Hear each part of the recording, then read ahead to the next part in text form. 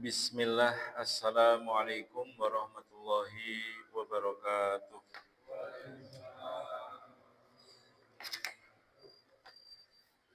Alhamdulillah, Alhamdulillahi wa kafa, wassalatu wassalamu ala nabiyil mustafa, wa ala alihi wa sahbihi alisidki wal wafa, wa kafa billahi syahida.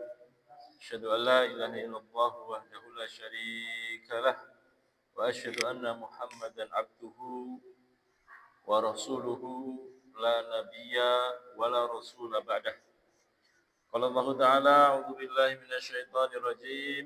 Ya ayyuhalladzina amanu taqullaha haqqa tuqatih wa la tamutunna illa wa antum muslimun. Wa qala Nabiyyu sallallahu alaihi wasallam, ittaqillaha haitsu ma kunt wa atbi'is sayyi'atal hasanata tamhuha wa khaliqin nasa bi khuluqin hasanin. Amma ba'd. Rabbi shrah li sadri wa yassir li amri wahlul 'uqdatam min lisani yafqahu qawli. Bapak Ibu jamaah salat maghrib Masjid Syukra Minoto yang semoga Allah berkahi, semoga Allah rahmati. Marilah kita panjatkan puja dan puji syukur kita kepada Allah Ta'ala yang telah memberikan banyak nikmat kepada kita, dan salah satu nikmat yang paling mendasar yang harus kita syukuri adalah 6. Kata Ali bin Abi Thalib, an-ni'amu sitatu asya, nikmat itu ada 6. Nikmat yang paling mendasar itu ada 6 dan itu ada pada diri kita semua. Yang pertama kata Ali bin Abi Thalib adalah nikmatul Islam, yaitu nikmat ketika kita masih berada di dalam Islam, ya, kita masih disebut dengan seorang muslim. Yang kedua kata beliau adalah nikmatul Quran. Nikmat yang kedua adalah nikmat mukjizat Nabi Muhammad SAW itu masih bisa kita rasakan. Ya, sampai hari ini, yaitu Al-Quranul Karim. Al-Quran yang setiap hari kita baca, setiap hari kita pelajari, setiap hari kita gali makna dan tafsirnya. Yang ketiga kata beliau Ali bin Abi Thalib adalah nikmatu Muhammad SAW. Kita diberikan nikmat bahwa Rasulullah SAW Muhammad itu menjadi nabi kita dan kita menjadi umatnya. Karena nanti satu-satunya nabi dan rasul yang diberikan kesempatan untuk kemudian memberikan syafaat itu adalah baginda Nabi besar Muhammad SAW. Yang keempat adalah nikmatul afiyah. Nikmat yang paling mendasar kata Ali bin Abi Thalib adalah nikmat diberikan sehat. Ya. Sehat di sini maknanya 2, yaitu sehat dan waras. Ya, waras. Ada orang sehat tapi tidak waras, ada orang waras tapi tidak sehat. Nah, kita itu sudah diberikan sehat dan sudah diberikan kewarasan, yaitu nikmat yang paling mendasar. Yang kelima kata Ali bin Abi Thalib adalah nikmatus satr. Ya. Nikmat ketika Allah Subhanahu wa taala itu masih menutup aib kita, Pak. Ya, nikmat ketika Allah Subhanahu wa taala itu masih menutup aib-aib kita. Ya. Dalam sebuah hadis Nabi SAW, kullu ummati mu'afan, setiap umatku akan dimaafkan kata Rasulullah SAW, illal mujahirin, kecuali mujahirin. Ya. Para sahabat bertanya, kalau ya Rasulullah, wamal mujahirin, siapa itu orang-orang yang disebut dengan mujahirin? Yaitu kata Rasulullah, orang yang ketika malam hari bermaksiat sampai pagi hari aibnya, maksiatnya sudah ditutupi oleh Allah Subhanahu wa taala, tapi dia ceritakan kepada teman-temannya, dia ceritakan kepada saudara-saudaranya. Maka salah satu prinsip yang harus kita pegang ketika kita jatuh pada satu lembah maksiat, yang pertama kali harus kita simpan. Ya, jangan diobral kemana-mana. Semalam aku maksiat, gitu misalkan ya. Maka itu tidak diperbolehkan. Yang kedua, harus segera taubat. Kalau itu masuk dalam kategori dosa kabair, kabair itu berarti dosa-dosa besar, maka syaratnya kata Imam Nawawi di mukadimahnya kitab Riyadhus Shalihin, itu syaratnya ada 4. 3 berkaitan dia dengan Allah, yang 1 berkaitan dia kepada manusia. Yang pertama adalah menyesal, yang kedua berhenti, yang ketiga punya keinginan kuat untuk tidak mengulangi. Ini dia kepada Allah. Tapi kalau berkaitan dengan hak adami, berkaitan dengan manusia, maka ditambah 1 lagi. Kalau jenengan utang, maka utangnya harus disauri. Kalau jenengan punya janji tetapi tidak ditepati, jenengan harus minta ridhonya. Kalau kita makan gorengan 5, ngomongnya gorengan 1, maka kita harus mengembalikan. Ya, maka inilah yang kemudian disebut dengan hak adami yang kemudian harus terbayarkan di dunia. Kalau enggak, nanti amal soleh kita itu bisa hilang atau bisa diambil orang-orang yang terdolimi di dunia, belum selesai sudah meninggal dunia. Ya, jadi hak-hak adami di urusan dunia harus sudah selesai dahulu. Itu yang kelima, ya, namanya nikmatus satr, yaitu nikmat ditutupnya aib-aib. Bagaimana supaya aib-aib kita itu ditutup oleh Allah Subhanahu wa taala? Maka ada satu hadis Nabi SAW mengatakan, man satara musliman satarallahu fid dunya wal akhirah. Barang siapa yang kemudian ya menutupi aib saudaranya, ya, jadi kalau kita mengetahui aib atau kekurangan saudara kita, itu berarti kita diberikan satu amanah untuk menjaga supaya tidak keluar dari lisan kita atau dari tulisan kita. Ya. Maka ketika kita tahu aibnya saudara kita harus tutupi dia. Ya, itu agar apa? Supaya Allah menutup aib kita di dunia. Ya, sampai nanti meninggal dunia, aibnya ditutup oleh Allah Subhanahu wa taala. Di akhirat bagaimana? Di akhirat itu nanti ada orang yang beriman, orang muslim, yang kemudian nanti akan diperlihatkan segala kesalahan dan dosa perbuatan yang pernah dia dilakukan Pak di dunia. Ditonton oleh orang-orang manusia dari zaman Nabi Adam sampai yaumul akhir nanti, zaman akhir nanti. Ya, itu ditonton, diperlihatkan. Kenapa kok diperlihatkan seperti itu? Karena ketika hidup di dunia, dia tidak menjaga amanah untuk menutup aib saudara-saudaranya. Lalu bagaimana kalau dia menutup aib saudaranya dan dia pernah berbuat dosa kesalahan ketika di dunia? Maka tidak Allah kabarkan dan tidak Allah beritahukan kepada makhluk yang lain. Dia panggil secara pribadi oleh Allah Subhanahu wa taala, kemudian dihadapkan di hadapan Allah taala, kemudian diperlihatkan segala dosa kemaksiatan yang pernah dia lakukan di dunia. Kamu pernah melakukan ini, jam sekian, hari ini lihat, ada gambarnya Pak, mungkin kalau hari ini ada CCTV itu, bisa kelihatan semua, muncul semua. Oh iya. Tapi orang lain nggak dikasih tahu Pak. Cuma dia dan Allah saja yang tahu.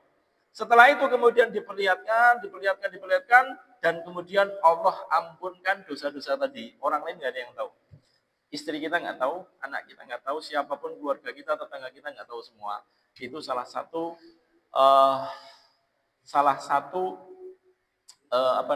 ganjaran atau pahala ketika kita menutup aib saudara kita di dunia. Ya, man satara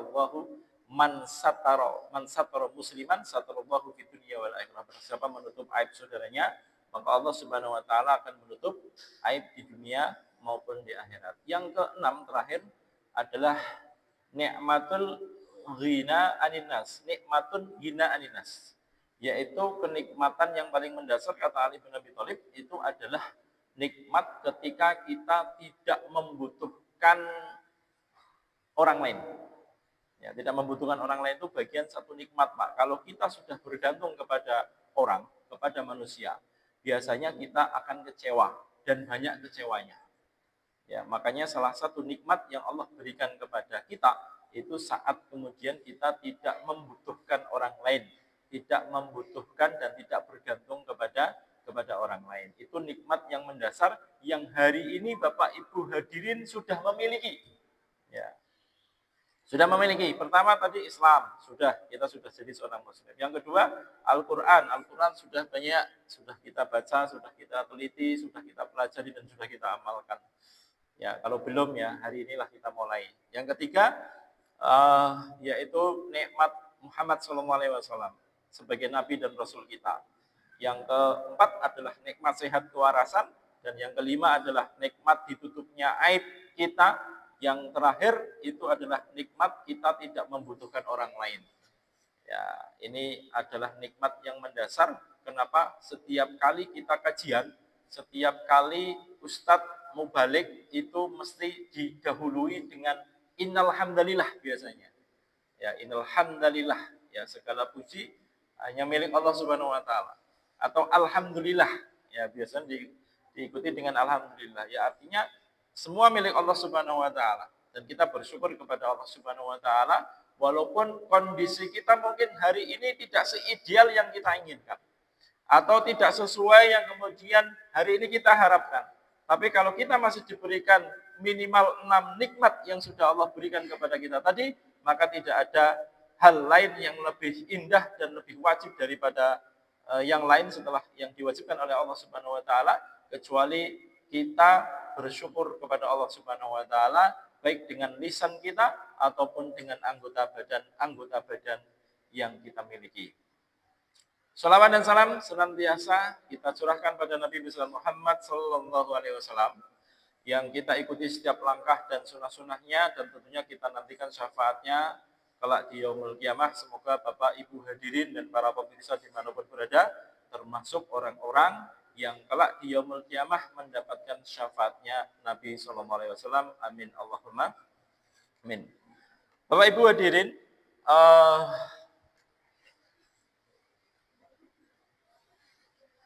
ada satu ayat di dalam Al-Quran, yaitu terdapat pada surat Al-Ahqaf. Surat Al-Ahqaf ayat yang ke-15. Ya, surat Al-Ahqaf ayat yang ke-15. Di sini Allah Subhanahu wa taala mengabarkan ya kepada kita semua, terutama spesial bagi bapak dan ibu yang hari ini usianya sudah 2/3 perjalanan. Ya, 2/3 itu berarti usia berapa? Kalau orang kata Nabi itu kan orang meninggal rata-rata usia 60 sampai 70 tahun. Dan rata-rata memang orang meninggal di sekitar kita usianya kisaran 60 tahun.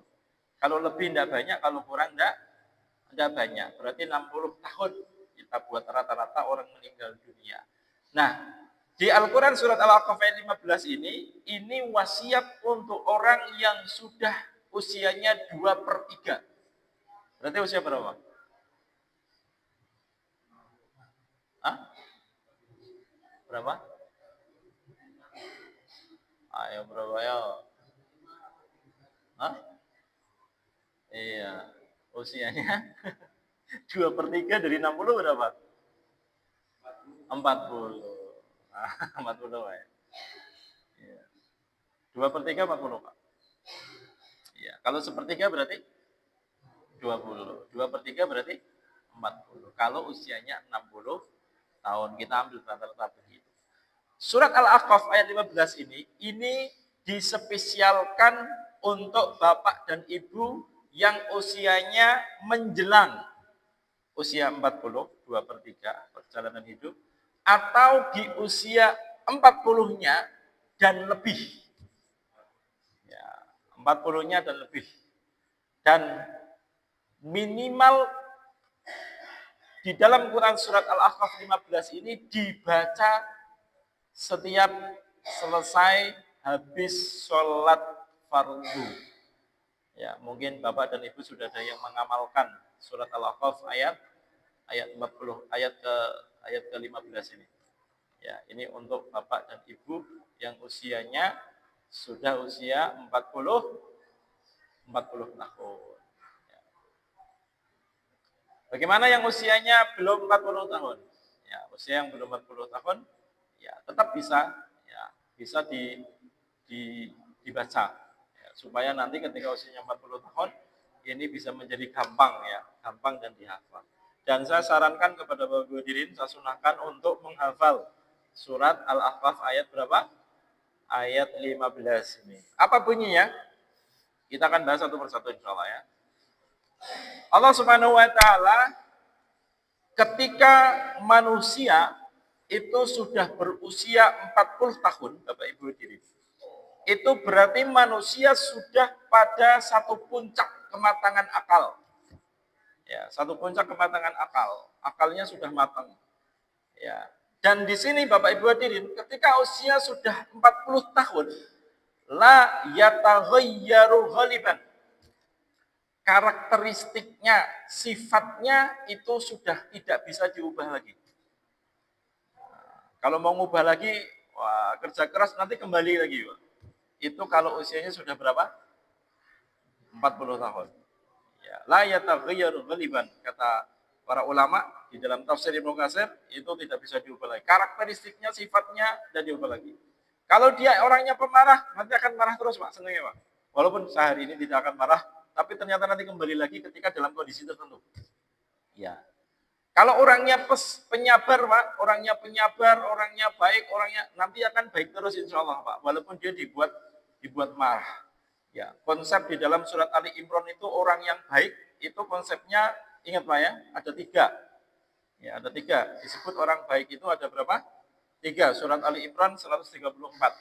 Alladzina yunfikuna fis sara wad dara, yang pertama. Orang-orang yang senantiasa bersedekah, berinfak baik dalam keadaan lapang maupun dalam keadaan sempit. Ini orang baik. Ya, 1. Yang kedua, wal kadhiminal ghaid, mampu mengendalikan emosi ketika marah.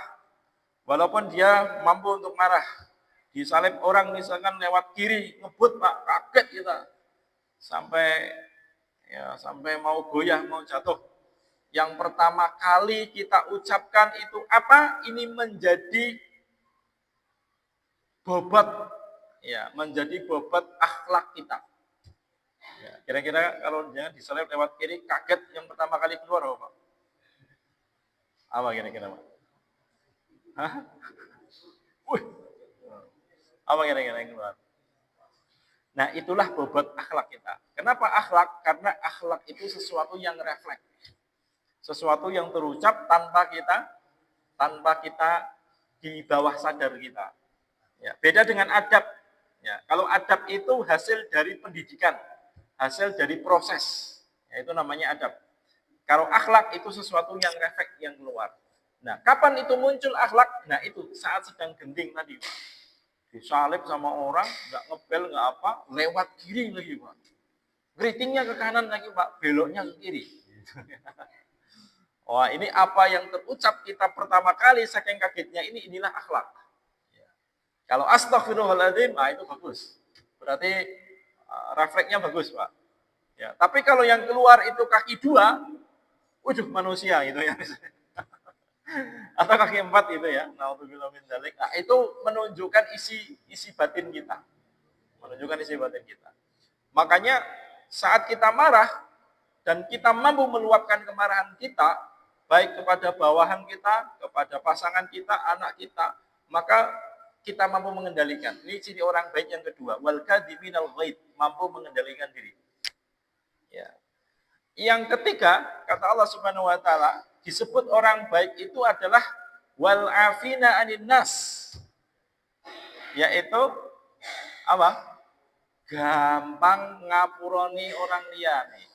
Gampang memaafkan orang lain. Gampang, Pak. Kamu kemarin kata si fulan, itu kamu jari ini begini. Nah, itu berarti digibah sama si fulan, Pak. Nah, reaksi kita itu seperti apa? Inilah yang kemudian wal afina aninas itu akan berjalan, ya, akan waktunya datang.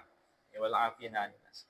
Nah, bagaimana para ulama kemudian menyikapi hal-hal yang seperti itu? Misalkan Imam Syafi'i dulu pernah saya jelaskan ya, pernah saya ceritakan. Imam Syafi'i itu pernah suatu ketika didatangi oleh orang kampung, Pak, di sekitar situ. Tapi yang datang ini ternyata orang kampung yang tidak senang dengan Imam Syafi'i. Tapi karena Imam Syafi'i sudah terkenal, orang-orang pada minta barokah, minta didoakan ke situ dan lain sebagainya, akhirnya orang itu terpaksa untuk hadir ke situ. Ketika datang ke situ, dia minta didoakan, minta didoakan, dinasihati begitu. Tapi setelah pulang pergi di jalan, itu dia mampir ke sebuah warung yang kemudian dia mendiskusikan Imam Syafi'i. Yang didiskusikan itu yang jelek-jelek, Pak. Yang buruk-buruk. Ya. Setelah itu ternyata ada muridnya Imam Syafi'i yang berada di situ, kemudian datang ke majelisnya Imam Syafi'i. Ketika majelisnya sudah selesai baru cerita, tadi itu bapak-bapak yang rombongan tadi itu yang baru datang ke tempatnya jenengan Imam Syafi'i, ternyata di belakang sana itu jelek-jelekkan jenengan gitu kan. Apa kata Imam Syafi'i? Imam Syafi'i itu gampang Pak, kalau itu berarti orang itu masih menghormati saya. Kenapa tidak menjelekkan di depannya? Berarti orang saya masih punya wibawa. Karena kenapa? Karena dia tidak berani ngomong di depan saya. Jadi urusan yang seperti itu dibuat gampang sama Imam Syafi'i. Dan inilah kenapa Bapak Ibu hadirin yang membuat orang paling sedih di dunia ini, Pak. Itu bukan karena tidak punya uang, pernah saya sampaikan. Karena sakit, bukan juga. Karena dia tidak memiliki hal yang kemudian dia harapkan, juga tidak juga. Tapi yang paling membuat orang bersedih itu adalah ketika orang tersebut memikirkan pikiran orang terhadap dirinya. Ya. Jadi itu yang paling membuat sedih. Gue ora penak. Aduh, jangan-jangan kayak ngomong aku begitu, Pak. Nah, itu paling membuat sedih orang. Makanya di dalam Al-Qur'an itu Allah tidak menghalalkan ketika ada 3 orang, yang 2 orang ini berbisik-bisik, Pak, padahal bertiga. Ya, yang 2 orang ini berbisik-bisik, yang satu ditinggal. Ini nggak boleh. Jenengan bermajlis bertiga orang, kok jenengan bisikan sama yang 2, Pak? Kira-kira yang satu gimana, Pak? Satu tersinggung, Pak. Sakit hatinya. Jangan-jangan sedang bicarakan saya. Ini yang paling membuat orang sedih. Dan ketika orang tadi sedih, Pak, nah setan baru masuk di situ. Nah, setan masuk. Ya, dari kesedihan tadi yang ngelola siapa? Yang ngelola setan. Makanya orang mukmin itu, Pak, cirinya orang mukmin, orang beriman itu tidak menampakkan kesedihan terlalu panjang. Ya, tidak boleh. Itu menghilangkan rasa syukur yang sudah Allah berikan kepada kita. Jadi kadang kita butuh juga menampakkan kebahagiaan di depan orang lain. Paling tidak wajahnya ceria. Wajahnya ceria, tidak kusut begitu, Pak ya. Kemudian ditanya juga jawab gitu kan. Kemudian happy kelihatannya, kok uripe bener senang terus, padahal dia orang yang paling susah, Pak, padahal, Pak. Mikir utang, mikir setoran, mikir anak, bojo dan lain sebagainya. Tapi itu tidak membuat dia kemudian kelihatan tampak sedih dan tampak gundah ya. Kenapa kesedihan itu bisa dijadikan setan sebagai laluan setan masuk? Maka ada satu doa yang biasa kita baca setiap pagi dan sore hari. Allahumma inni a'udzubika minal hammi wal hazn. Ya, hammun, husnun itu kesedihan. Dan kita minta kepada Allah supaya kita itu dihilangkan rasa sedih tadi. Kenapa? Kalau rasa sedih itu terus hadir, Pak, setan gampang mempengaruhi kita. Ya, rasa sedih itu bahaya.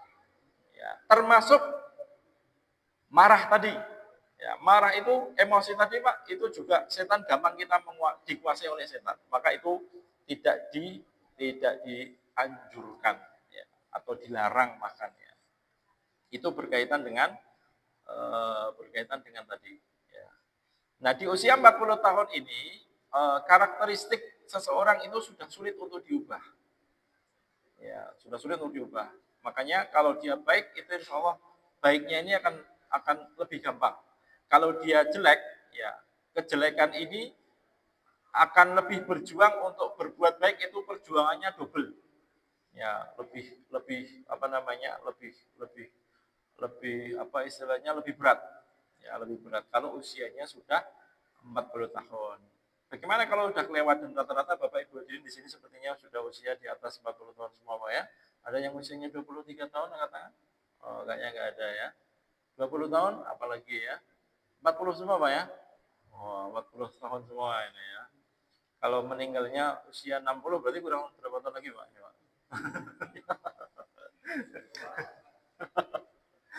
Iya, jadi begitu, Pak. Ya. Penting ini, Pak ya. Penting. Ya, persiapan bekal. Orang yang cerdas itu kata Rasulullah ternyata bukan orang yang pandai mencari harta, bukan orang yang pandai mengerjakan matematika. 2/3 dari 60 enggak tahu itu enggak jadi masalah, Pak. Tetap menjadi orang cerdas saat kapan? Ketika dia banyak mengingat mati. Kata Rasulullah gitu kan.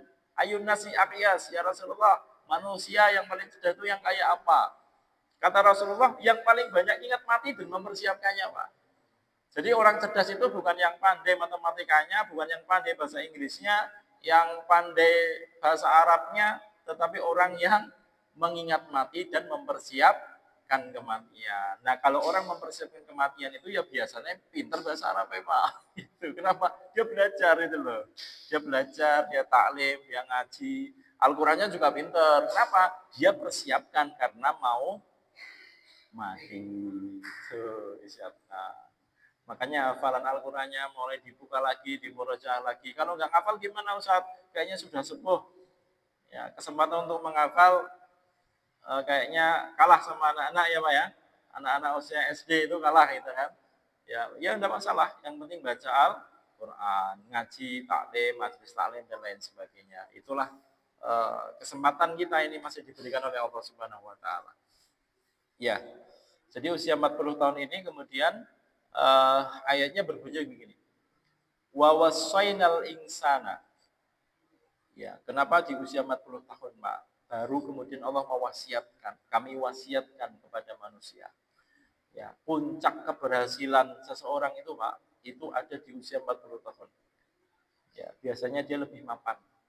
Ya, lebih mapan. Lebih mapan secara finansial dia lebih seimbang ya, artinya lebih stabil ya. Kemudian secara kedewasaan dia sudah matang, secara akal sudah matang. Itu biasanya di usia berapa? 40 tahun. Tetapi yang diwasiatkan oleh Allah di usia 40 tahun itu wa wasainal insana biwalidaini ihsana. Yang pertama kali ketika manusia sudah mapan itu, Pak, pertama kali wasiatnya oleh Allah Subhanahu wa taala adalah perintah untuk berbuat baik kepada kedua orang tua. Ya, di usia 40 yang secara finansial kita biasanya sudah matang, secara emosi sudah teratur dan lain sebagainya, tetapi wasiat pertama Allah itu berbuat baik kepada kedua orang tuanya. Apa filosofinya kira-kira? Apa pelajaran yang bisa kita ambil dari sini, Pak? Ya, keberadaan kita di usia 40 tahun yang sudah matang ini baik secara finansial maupun yang lain itu tidak lepas dari ikut andilnya kedua orang tua. Ya, ikut andilnya kedua orang tua. Mungkin dari kerja keras mereka nyekolahkan kita. Mungkin dari doa-doa yang mereka langitkan setiap sepertiga malam terakhir. Mungkin dengan hal-hal yang sifatnya susah dan payah demi anaknya. Maka di ayatnya yang sama dilanjutkan hamalathu ummuhu kurha.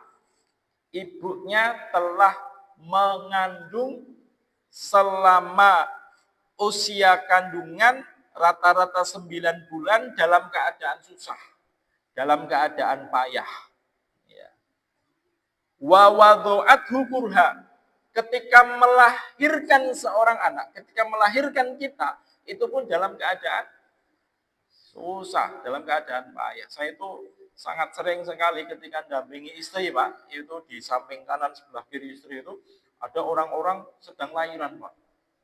Teriak-teriak itu, Pak. Aduh, Roro, aduh Roro. Ketika suaminya datang disuruh bidanya, Pak sini Pak, jangan kemana-mana, jenengan sini dampingi motivasi gitu. Ayo Dek, semangat Dek, ditempelin sama suaminya. Weng, sama istrinya ya. Orang kerasa kayak gitu Pak jawabannya. Itu saking sakitnya itu Pak. Ada lagi yang sampai baju suaminya itu pulang dari kamar itu kan, di kamar ya, itu keluar dalam keadaan sobek-sobek semua Pak. Iya. Kenapa? Ditarik-tarik karo istrinya tadi. Saya lain saking sakitnya itu Pak. Ditarik-tarik sobek itu, bajuku sampai sobek. Itu sakitnya seperti itu. Makanya di sini Pak yang disebutkan adalah kurhanya itu untuk ibu. Makanya ada satu konsep di dalam syariat, ibu itu 3 kali yang berhak untuk mendapatkan kebaikan seorang anak daripada seorang ayah. 3 kali bandingannya, 3 banding 1 itu ibu. Ya, ibu. Wa hamluhu wa fisaluhu salasuna syahron. Ya, dari mengandung sampai menyapihnya itu jumlahnya 30 bulan. Itu nanti akan ada ilmu sains atau ilmu pengetahuan yang di sini sesuai dengan ayat ini, Pak. Jadi mengandungnya sampai menyapihnya itu jumlahnya 30 bulan. Ya, jumlahnya salasuna syahron. Ya. Hatta idza balagha asyuddahu, sampai kemudian dia tumbuh dewasa.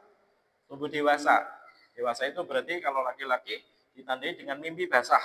Ya, kalau perempuan ditandai dengan apa? Ya, ditandai dengan beberapa. Satu, haidun atau menstruasi bulanan, mohon maaf ya. Ibu itu tandanya satu, berarti dia sudah dewasa. Yang kedua, belum menstruasi tetapi mohon maaf, keluar bulu di sekitar kemaluan. Nah, itu berarti sudah dewasa, walaupun belum menstruasi. Yang ketiga, apa? Usianya sudah 15 tahun. Ya, usianya sudah 15 tahun bulan Hijriah. Ya, bulan Hijriah itu berarti dia sudah dewasa walaupun belum haid, walaupun belum menstruasi datang bulan. Yang keempat cirinya apa tahu? Apa? Apa? Nikah. Enggak. Nikah itu bayi aja bisa dinikahkan, Pak. Ya kan? Kamu saya nikahkan ya, bayi itu boleh dinikahkan itu, Pak. Apa kira-kira, Pak? Yang keempat kira-kira apa? Tanda baliknya perempuan. Ya, perempuan tadi sudah bisa untuk hamil. Ya, makanya dulu pernah saya ceritakan di Amerika, orang-orang barat sana sampai membuat satu penelitian, Pak. Kapan seorang anak itu bisa mengandung, di usia berapa yang paling muda. Ya, itu di Amerika pernah ada orang yang meneliti, dan di sana disebutkan itu usianya kisaran yang paling cepat itu 7 tahun. Itu ada yang hamil. Artinya apa? Artinya penelitian ini tidak bisa kita tiru. Kenapa seperti itu? Karena berarti si perempuan tadi berarti dizinai terus, Pak. Ya kan? Sampai kemudian dia bisa hamil. Ya, itu di Amerika, dan itu ya itu masa lalu ya, masa penelitian orang-orang barat ya. Kalau kita kan diatur dengan syariat. Jadi tidak diperkenankan. Maka yang tanda keempat adalah hamil. Hamil itu bagian daripada tanda kedewasaan seorang wanita. Ya. Hatta idza balagha asyuddahu wa balagha arba'ina sanatan, dan usianya sudah mencapai usia 40 tahun. Nah, tadi yang saya sebutkan tadi. Usianya sudah 40 tahun.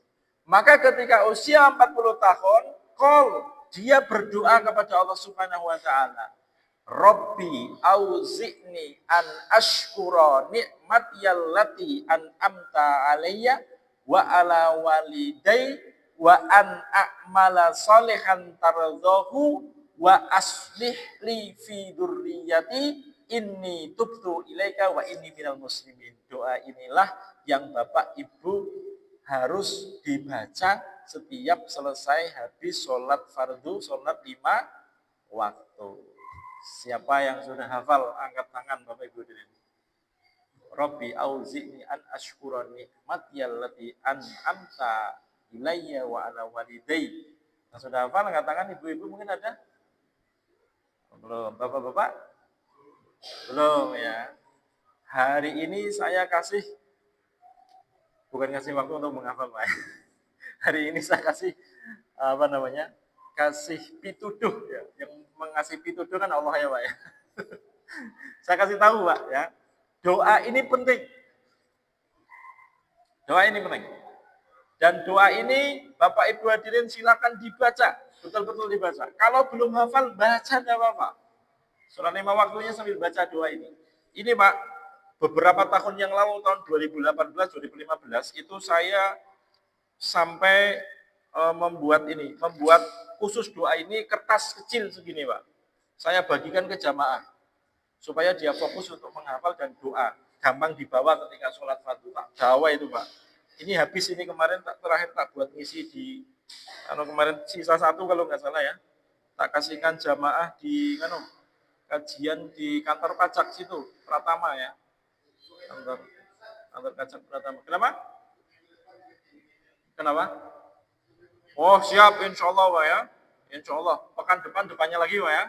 Pekan depan nanti Ustaz Iqbal biasanya jadwal yang isi. Insya Allah nanti tak titipkan Ustaz Iqbal atau pas kajian saya. Tapi nanti dihafal Pak ya. Dihafal. Oh, nanti kalau sudah hafal itu kembalikan ke saya. Saat ini saya kembalikan ke tasnya gitu. Sekalian mau setoran. Gitu.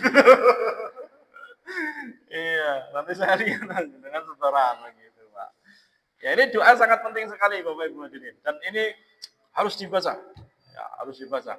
Ini kenapa Pak harus dibaca? Ini Allah mengatur kita agar kita pandai bersyukur pertama. Ya, pandai bersyukur. Tidak hanya untuk diri kita, tapi juga kedua orang tua kita. Kenapa kedua orang tua kita, Pak? Saat kita sudah mapan di usia 40 tahun tadi, Pak, itu ikut andil orang tua kita itu sangat banyak. Ya, makanya kita tidak boleh melupakan mereka. Makanya kita tidak boleh melupakan jasa-jasa mereka.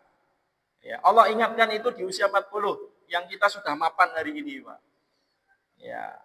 Makanya di situ ini juga selain mengingatkan Allah mengingatkan kita untuk bersyukur kepada orang tua kita, berbuat baik kepada kedua orang tua kita, karena mungkin 70 sampai 80% keberadaan kita hari ini, kesuksesan kita hari ini itu berkat mereka. Kita hanya ikut andil 20% atau 30%-nya. Ya, kalau orang tua sudah meninggal dunia bagaimana usaha kita berbuat baik? Kemarin beberapa waktu lalu sudah saya sebutkan ya, ada satu amalan yang amalan tersebut itu bisa membahagiakan kedua orang tua yang telah meninggal dunia. Itu berarti 2 pekan yang lalu. Lupa Pak? Lupa ya, alhamdulillah. Iya, enggak apa-apa ya. Saya senang kalau Bapak-bapak lupa. Jadi tema kajian saya itu enggak perlu saya buat baru itu loh Pak. Yang dulu lupa lagi, ini saya sampaikan supaya baru lagi. Ini kalau enggak salah Pak, ini sudah saya pernah sampaikan Pak.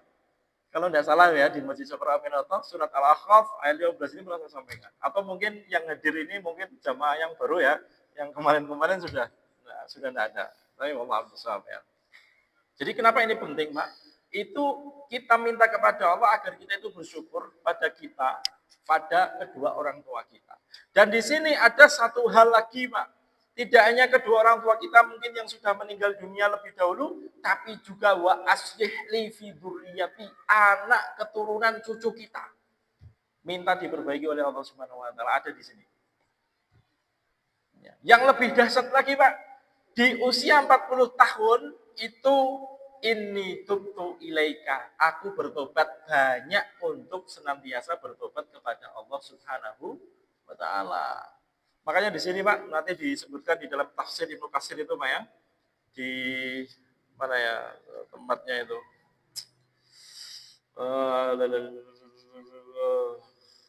Mata yuqadur rajulu bidunubi, kapan seseorang itu mengakhiri dosa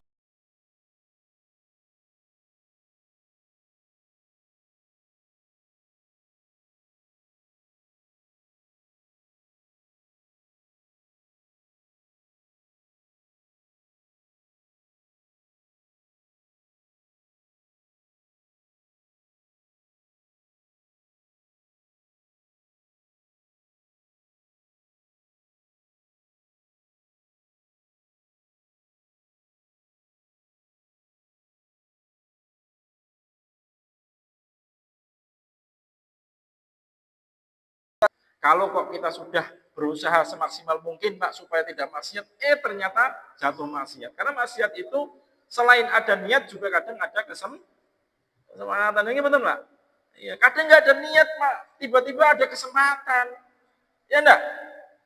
Jenengan pulang dari masjid Pak, naik sepeda motor, ternyata ada kereta api, ditutup kereta api Pak, jenengan duduk di motor, ternyata di samping jenengan atau di depan jenengan ada seorang ibu-ibu yang pakai baju punya anaknya itu kan. Nah, sininya kelihatan itu Pak. Nah, kita melirik satu kali Pak, itu belum dosa. Ya. Kedua kalinya baru dicatat satu dosa. Kalau mendeleng sekali gimana Pak? Biar nggak ada yang kedua gitu kan. Ini sudah jadi kesempatan. Yang tadinya tidak ada niat. Ya, tapi kita nggak boleh putus asa. Apa kata Rasulullah? Wa'at bi'isayyi'atal hasanata tamuha. Ikuti setiap dosa kemaksiatan yang kita lakukan, baik ada niat ataupun nggak ada niat, dengan kebaikan-kebaikan yang lain. Sholat jamaah itu jadi satu kebaikan. Sedekah infak itu bagi satu kebaikan. Ya, dan yang paling cepat itu sedekah apa? Infak. Ya, jadi cepat menghapus dosa itu infak atau sedekah. Sebagaimana sabda Nabi SAW riwayat Imam Muslim. Ya, wasadaqatu tudfi'ul khati'ata kama yudfi'ul ma'u an-nar.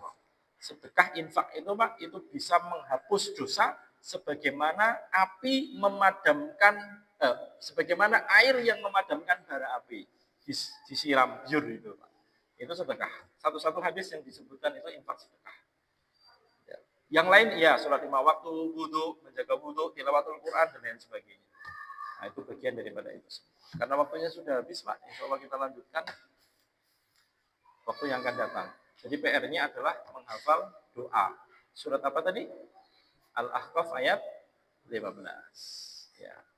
Saya kira itu dulu kita cukupkan doa dengan doa kafaratul majlis. Subhanakallahumma bihamdika asyhadu an la ilaha illa anta astaghfiruka wa atubu ilaik.